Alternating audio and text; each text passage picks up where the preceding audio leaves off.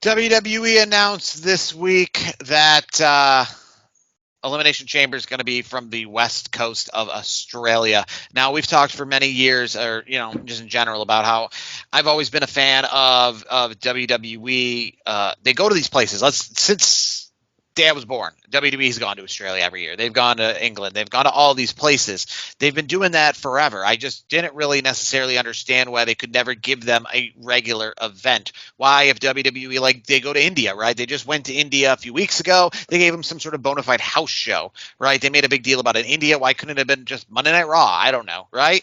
But this one is curious because of the extreme time zone. I will say I'm not. I do know that WWE goes to like Japan and Australia every year, but I was never too, I guess, wondering why they don't bring a major pay-per-view, because I did understand the time zone. Now, England, it's different, even in the pay-per-view model days, because it's still only 1, 2, 3 o'clock in the afternoon here in the United States. So even in the traditional pay-per-view model sense, I still thought, hey, why isn't the Royal Rumble from England? Why, this is a big market. I don't understand. And now, obviously, we're seeing it a lot more. And even though with the big time difference, Elimination Chamber is going to be on 6 o'clock in the morning here, East Coast time, 3 a.m. West Coast time. This isn't the first major event. Remember, WWE did the Super Showdown, I think about 4 or 5 years ago now, from Australia. It was on at 6 o'clock in the morning. That was one of those events that's similar. It reminded me a lot of the Saudi Arabia events, because you had like SummerSlam, you had like the September pay-per-view, but instead of making one of those, the events from Australia, they just made a new event in Australia. But this case, it's just going to be the Elimination Chamber, right? We don't have to make it like something. When I heard that WWE was on the cusp of making an announcement for Australia, I immediately thought, oh, we're going to get some sort of pay-per-view or event between the other pay-per-views. Like a week before Elimination Chamber, we're going to get Super Showdown from Australia or something additional. So I'm happy that it is a regular pay-per-view. I get the time difference. But, hey, here's I guess what I've just been trying to get at forever, and I don't know what took WWE so long, right? Elimination Chamber, right, is not going to draw 70,000 people in the United States. It's not, right? But it's going to in Australia, right? Money in the Bank is not going to be a $600 ticket for a nosebleed seat in the United States. We learned that last year, right? It's not.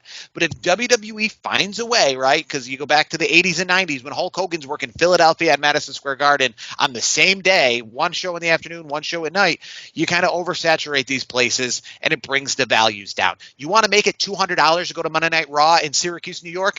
Here's how you do it. You come to Syracuse, New York once a year for Monday Night Raw, or even less than that, right? That's how you do it. And WWE, right? They're showing, right? They're going to get like probably 50 to 60,000 people plus for this Elimination Chamber event. Why? Because they don't go to Australia every single day, right? Backlash last year was the hottest Backlash ticket ever, probably because they've been to Providence, Rhode Island before, right? They don't go to San Juan, Puerto Rico often. So if WWE finds a way to make all these events, I mean, we're coming off an event that was probably the first of 2023 that didn't have that special feel. That's Payback in Pittsburgh, because Pittsburgh's your traditional regular market. They're used to WWE coming through town every few months, right? So it was kind of a traditional pay-per-view ticket. 50, 60 bucks gets you in the door, right? If Payback was in Australia, that thing would have been one of the hottest tickets around, going for hundreds of dollars. So WWE, I don't know what took you so long. I'm definitely pro what you're doing, because it definitely helps the business. You talk about this revenue. Why does it make so much money? Because you're going to these places where it's special. WrestleMania used to be the one event that drew stadium crowds every single year, but now they found a way that they can make all the pay-per-views draw stadium crowds if you go to different places. I don't know what, again, took them so long, but hey, they're doing it, right? And they're doing great, and they're going to probably have a huge 50, 60,000 people for Elimination Chamber. It will be, I mean, I can already tell you, the highest grossing Elimination Chamber in WWE history. I think that's a foregone conclusion, right?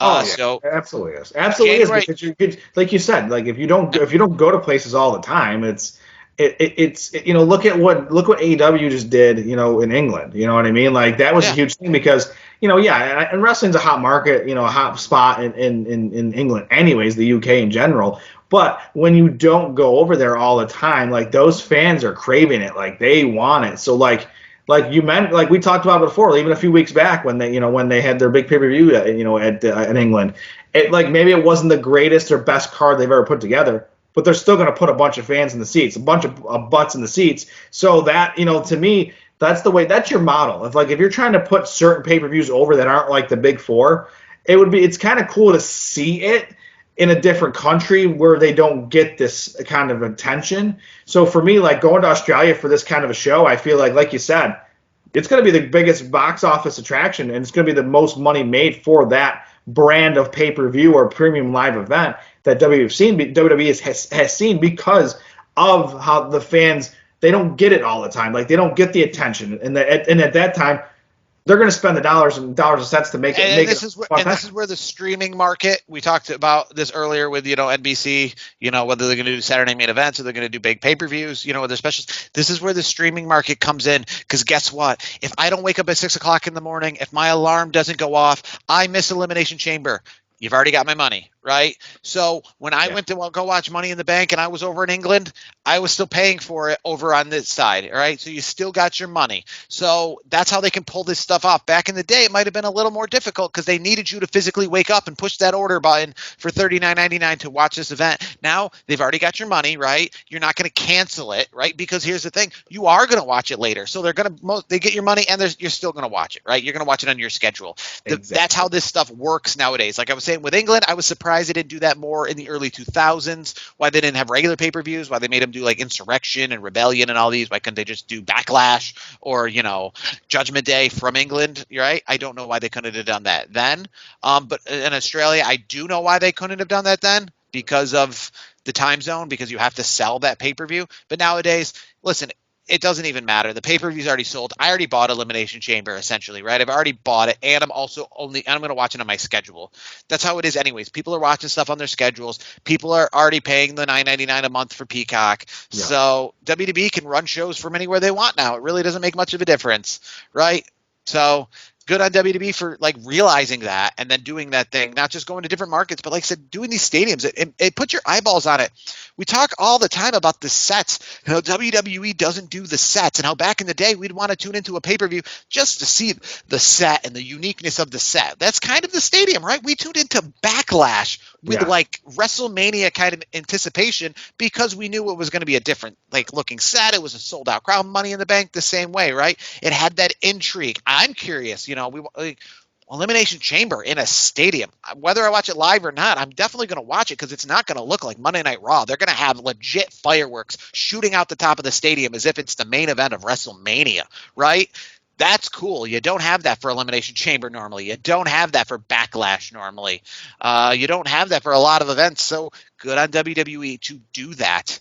And we, hopefully it just means more and more and more of that. We got the next 3 pay-per-views sewn up to start 2024. Stadium, right? Tropicana Field, Australia, and Lincoln Financial Field in Philadelphia, right? Frankly, I think if WWE can find a way to do this right, I don't see why they can't have every pay-per-view for an entire calendar year in a stadium somewhere. I think they can do it. I'm curious if they'd be interested in doing, or they're trying to do stuff like that. Having every pay-per-view in a stadium. I think they can. They're a world company. They're going these places anyways. They go to Paris anyways. They're already going. They're going to England already. I think they're going in October. So, they go there but they go there again and again and again. So, yeah, I mean, Backlash in London. Either back at the O2 or at something. At a small stadium in England. They could easily do it. That's the point. Yeah. So good on WWE. I'm curious. I'm not against the idea. A lot of people saying, it's too early in the morning. But hey, you'll deal. You'll survive. It's not WrestleMania, and you can just watch it. They're still getting your money. You're still going to watch later. It is what it is. Yeah, it is what it is. You know what I mean? It's the same as when they do the Crown Jewel pay-per-views, right? And or Elimination Chamber, right? They've already done that from Saudi Arabia a couple years ago. It's kind of the same idea, and I was glad. That was actually, a benefit, too. We talk about Saudi Arabia. They get the Crown Jewels all the time. It was cool a couple years ago when they got Elimination Chamber because of that fact. You're like, hey, you're not just going to shoehorn another pay-per-view in here that doesn't necessarily need to be in here. You're just going to be like, hey, we got to go to Saudi Arabia. We have to have a February pay-per-view. Let's just put them together. Let's not just make up some stupid pay-per-view. Let's put it together. And we watched Elimination Chamber at, 11 o'clock in the morning back then. So, we'll be fine in the future.